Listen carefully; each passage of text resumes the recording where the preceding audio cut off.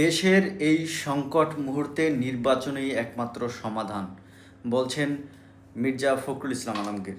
বিএনপির মহাসচিব মির্জা ফখরুল ইসলাম আলমগীর তিনি মঙ্গলবার থাইল্যান্ড থেকে চিকিৎসা শেষ করে শাহজালাল বিমানবন্দরে যখন অবতরণ করেন তখনই তিনি ব্রিফিংয়ে এই কথাটি বলেন।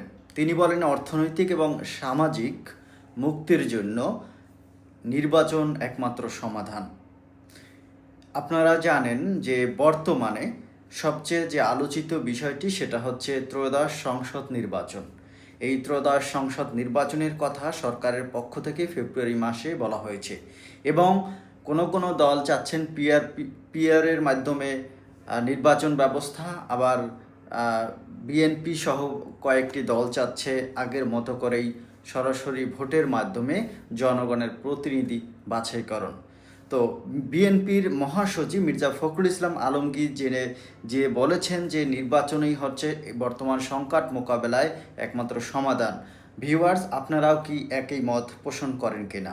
আপনার মতামত কি? আপনিও কি চান আগামী নির্বাচন খুব দ্রুত হোক এবং নির্বাচনের মাধ্যমে সকল সমস্যার সমাধান হবে? যদি আপনি আপনার মন্তব্য জানাতে চান তাহলে আমাদের কমেন্ট বক্সে আপনি আপনার মন্তব্য জানাতে পারেন।